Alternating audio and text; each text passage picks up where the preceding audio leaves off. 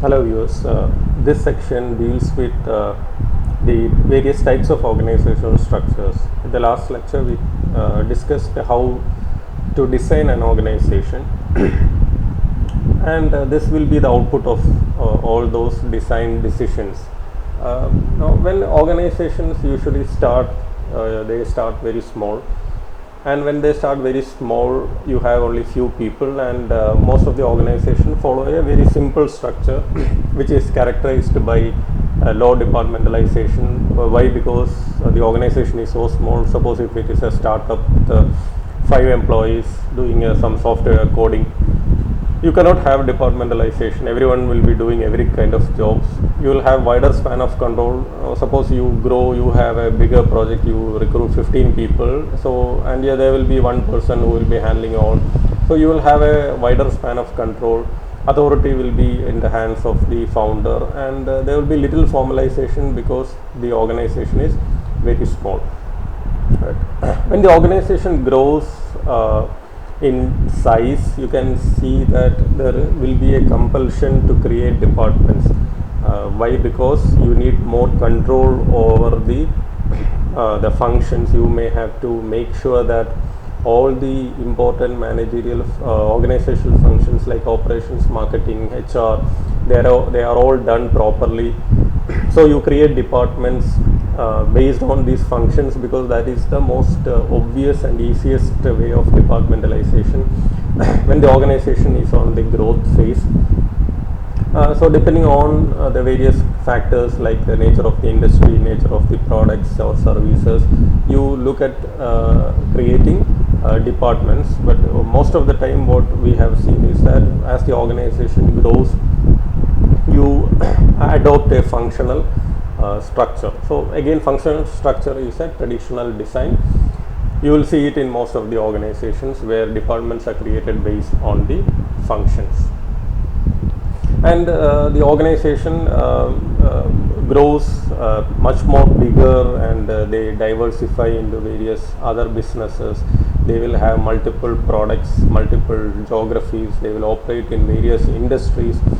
That will compel these organizations to create various divisions, and these divisions needs to be autonomous in nature. Why? Because it will be very difficult for a centralized management structure to control different divisions. For example, you are right now a company in India and you wanted to start your operations in US.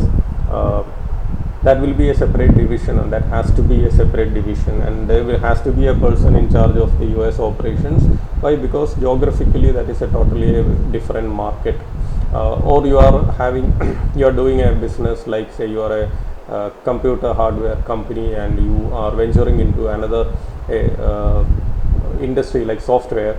You need to create a separate division, because you cannot manage the software division in the same way that you manage a hardware operation. So when businesses are composed of different business units which are very large, or different products or industries which are very complex, you need to have a divisional structure.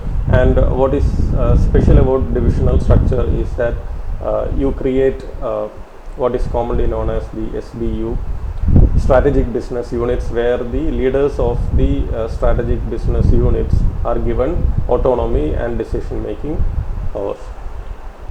So large conglomerates like, say, Tata, they have more than 100 different businesses, and each business is operating as a separate entity with some oversight from the controlling structure which is headed by Tata Sons. Okay, so that becomes more complex in nature, but when your organization grows to different divisions, you need to have a divisional structure. So simple structure, as we know, it is very fast. It has to be fast and flexible and inexpensive. Why? Because that is usually what the small businesses adapt. And weakness is that it cannot work in the same way as it is when the organization grows. And functional structure we have already seen in the last lecture, where you have a lot of advantages in terms of reducing redundancy, you get advantages by functional specialization. Weakness is that in certain industries it may not work as efficiently. For example, even in FMCG is considered to be a stable industry. Earlier you had functional structure, but these days product management structure has become very, very popular. Why? Because of competitive pressure, and you need more specialists to work on your products. Okay, so in that case product specialists, so in that case functional structure may not work, and there are problems of creating functional silos.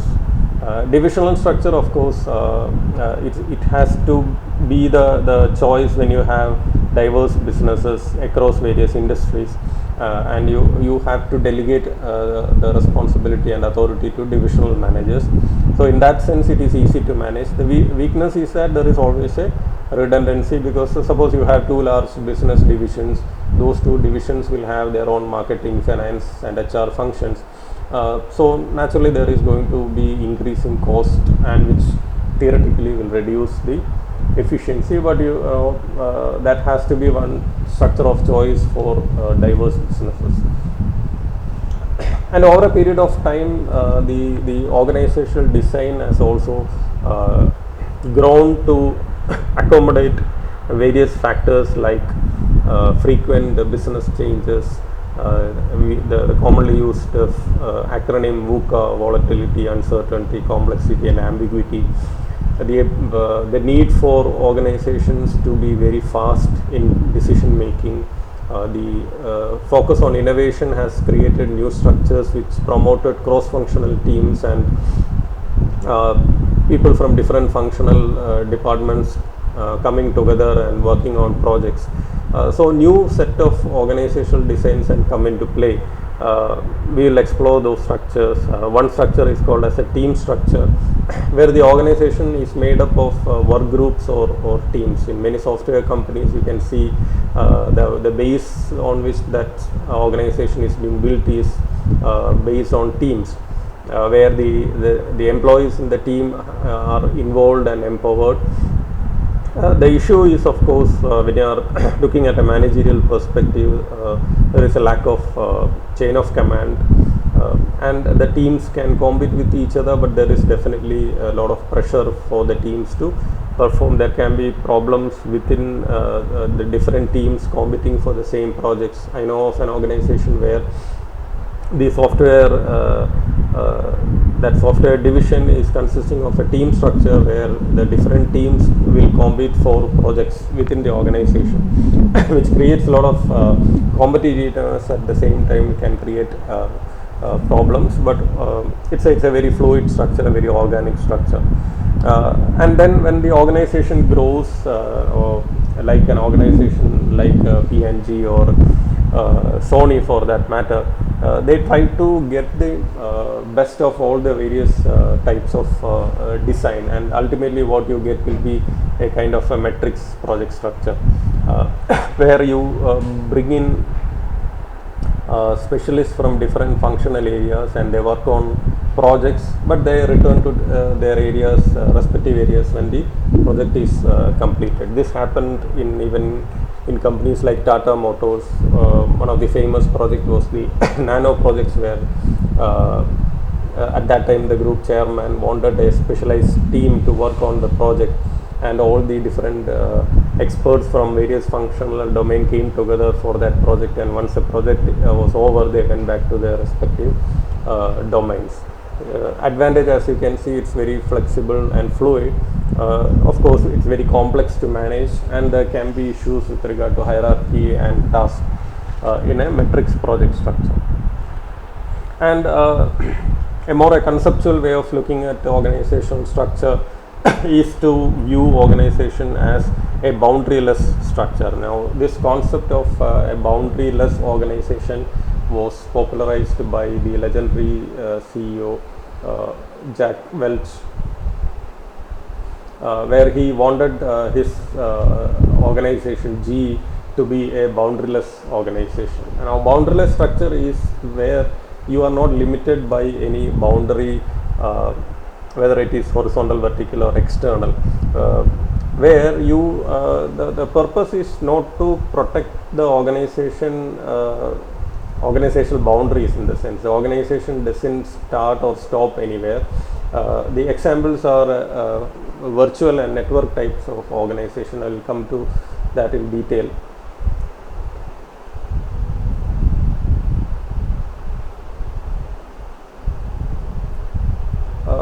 So what is the definition or the concept of boundaryless is that it's a flexible, unstructured design that is intended to break down external barriers between organization and its customers and suppliers. It eliminates the chain of command and has limitless span of control.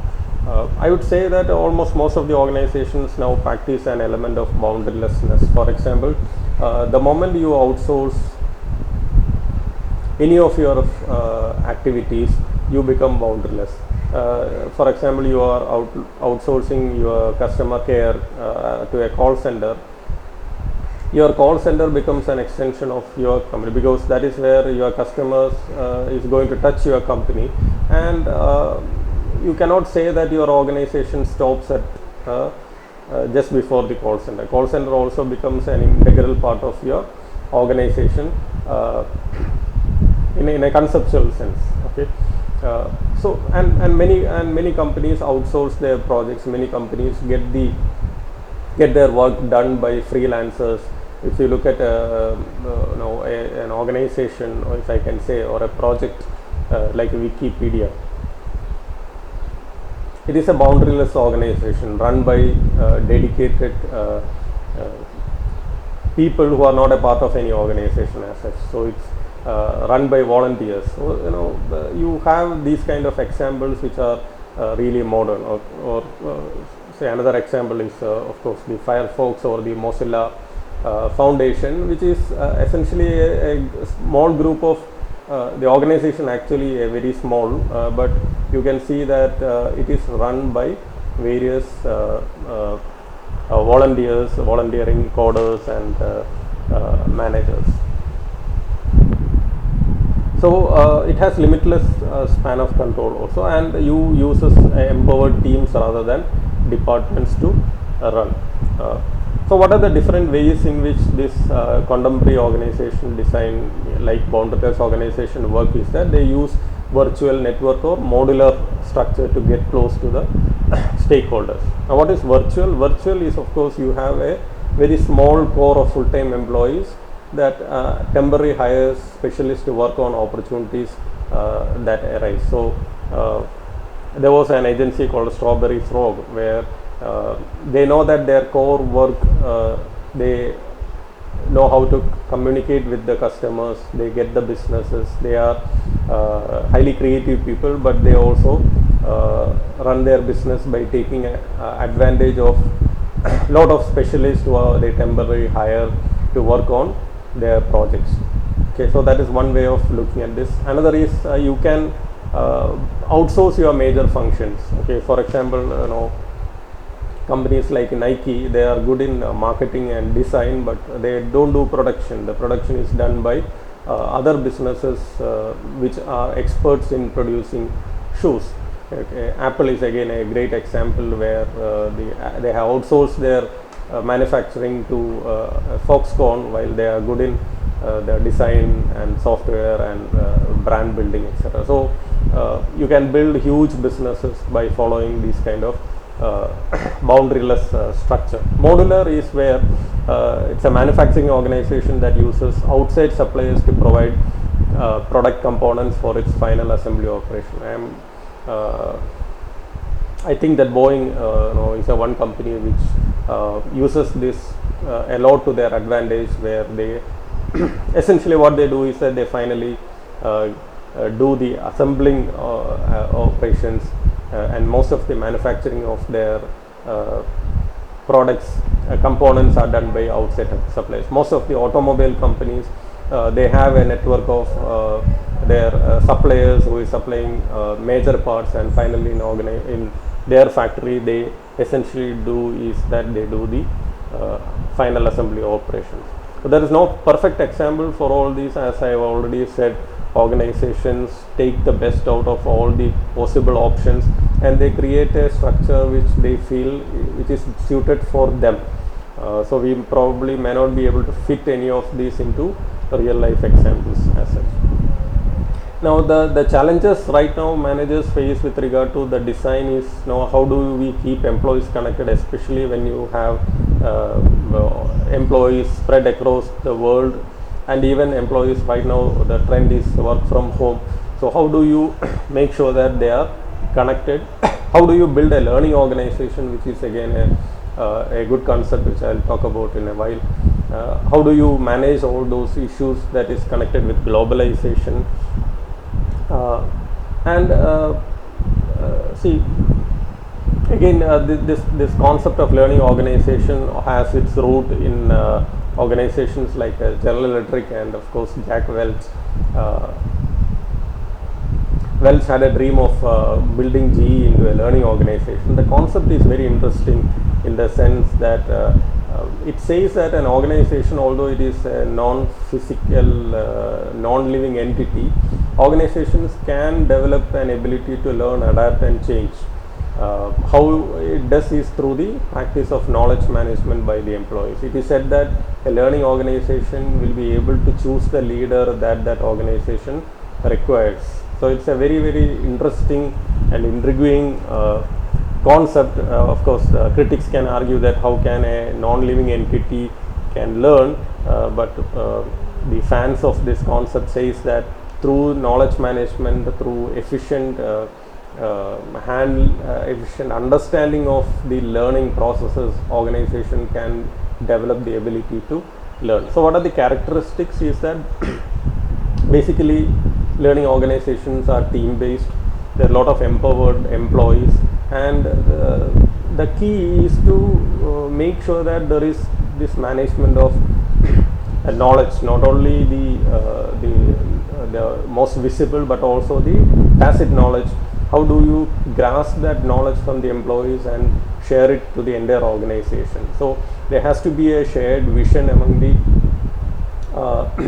among the entire group, not only the leadership, and the strong culture of openness and a sense of community. When you have a combination of all these, the organization will be growing irrespective of individuals. So it is the group that is growing rather than an individual, and individual knowledge gets spread to the entire organization as such. So it's a beautiful concept, but how do you put into practice is through knowledge management. So that is the basics about the contemporary organizational structure. And as you can see from the presentation, that the concepts are really complex. The execution is something that needs a lot of experimentation. Every organization needs to develop their own type of organizational structure. It's not possible to plug and play as we do in most of the devices these days. So when you go through all the different decisions that you have to make with regard to organizational design, taking into account your own organizational realities, you will be able to develop your own version of a successful organizational structure. So thank you for your patient listening.